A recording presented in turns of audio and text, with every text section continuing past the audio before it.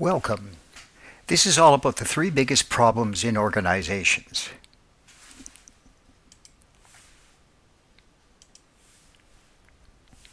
What happens when you get complacent? Do you resemble this unaware animal at times?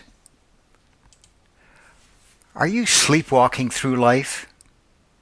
I know you'd object to that, but I always ask that just to make people think a little bit. Now let's look at the three biggest problems in organizations. Number one is accepting the status quo. Accepting the status quo is choosing to maintain life as it is and keeping things as they are even when improvements are necessary for survival or growth. And accepting the status quo leads to stagnation. It lends to a loss of employees' ability to adapt to new processes or procedures. Now let's look at this just a little deeper. I want you to think of two examples of times that you showed that you were not, moving forward, you were accepting the status quo. And if you have to pause this, please pause the video. Welcome back. Now, the second thing I want you to do is list two or three people you know who live by this attitude of accepting the status quo. That should come pretty easy to you. Are they happy? Do they excel or flourish in life, in business, in work? Now let's look at individualism. It is based on the question, what's in it for me? No individual, organization, or community can become stronger with this type of attitude. It leads to reduced collaboration, weakened trust, and increased organizational risk. And I want to ask those same two questions that I asked you on the first section. I want you to think of two examples of times where you showed individualism. They should come pretty quick.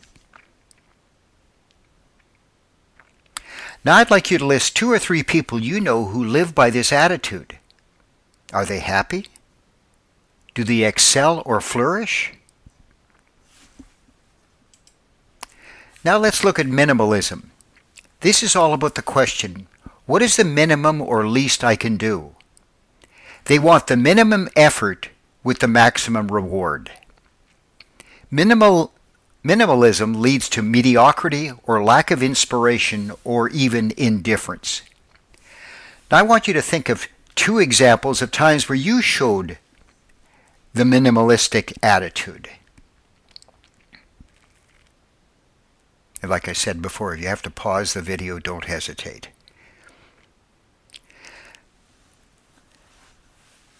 Now I'd like you to list two or three people you know who live by this attitude. Are they happy? Do they excel or flourish? We don't need to try sweeping all of this under the rug, don't we?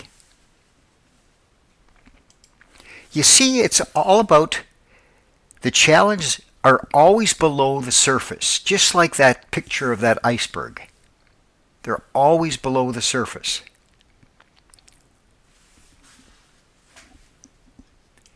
So here's your personal iceberg.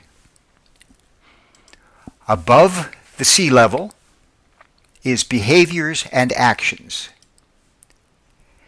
And below, the things that people don't see are your feelings, your perceptions, your expectations, and your yearnings.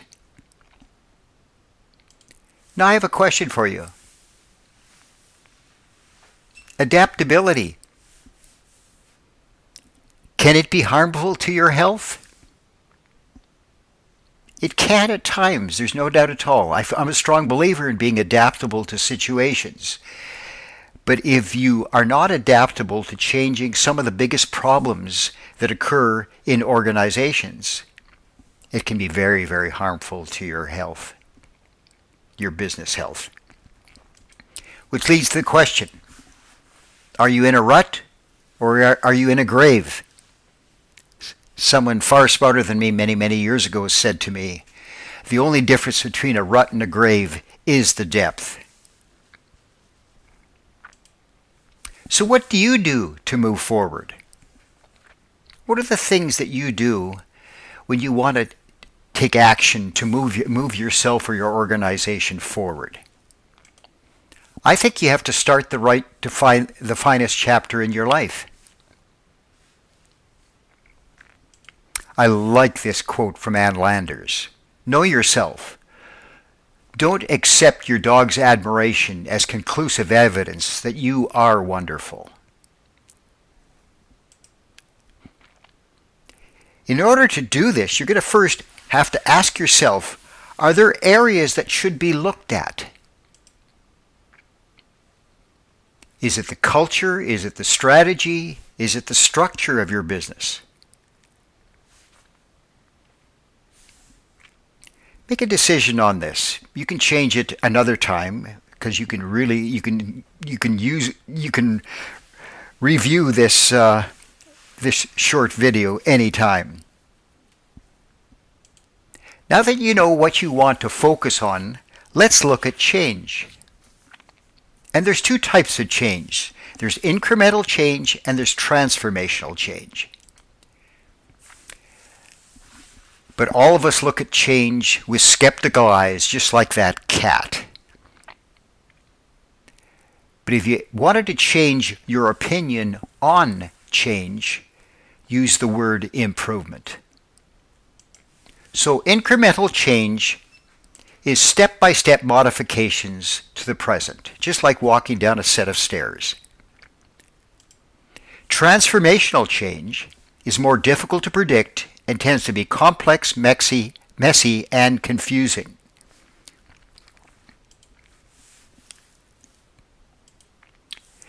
If you want to make a transformational change, you will need a model to use. And I have that for you here today. It's called the Transformational Development Model. It starts with dissatisfaction. You have to be so totally dissatisfied about what things are going on, the things that are going on, that you are absolutely passionate about moving forward. And with that passion, you're going to have a tension for change. In other words, there's so much tension in you that you want to make that change in your life. You will start taking risks. And it doesn't have to be really dangerous risks. It can be just small little risks that help you start to move forward, to transform what you want to change. After a while, you're going to start to see some progressive advancement. In other words, you're going to be making progress, and it is advancing what you want to improve. Unfortunately, you're going to hit this area, the vagueness of objective. And if your objective is so vague that it frustrates you, a lot of the times you're going to move back directly almost to start the whole development model again. You're going to go back to dissatisfaction. Some people will just sit there in that dissatisfaction mode and just accept the way things are, but you don't want to do that, do you? You want to move through the process. But if you can clarify your vagueness of your objective, but what is important, you're going to move on to the next thing. And it's going to be a fabulous thing to experience. It's called the breakthrough. You're going to start to see a clearer picture as to what things should be. Then you start reconditioning your thoughts, attitudes, your behavior, and those that you are working with in your organization to become better. And that reconditioning creates clarity and a deeper clarity and a more fuller understanding of what is going on.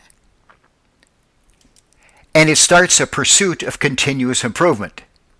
And most people think that, okay, you've done all those steps and that's it, but that's not it. In the pursuit of continuous improvement, you are going to kickstart your own dissatisfaction, and you will keep on developing your organization to become all that it could be. You may be asking, what's next? It's a word of caution. If you don't know where you're going, your objective, any road will take you there. So the key thing is that clarity and understanding. Always make sure that you understand that. What happens if you do nothing? You can go backwards to the old way or forwards to the new way. I'm honored to get comments like this, and I thought you might be interested in the results our clients get.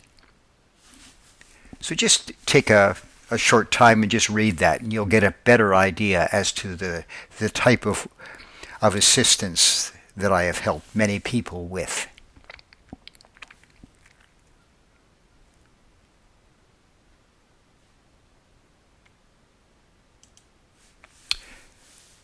Well, this short briefing gave you some tips and techniques. I truly hope for your future success.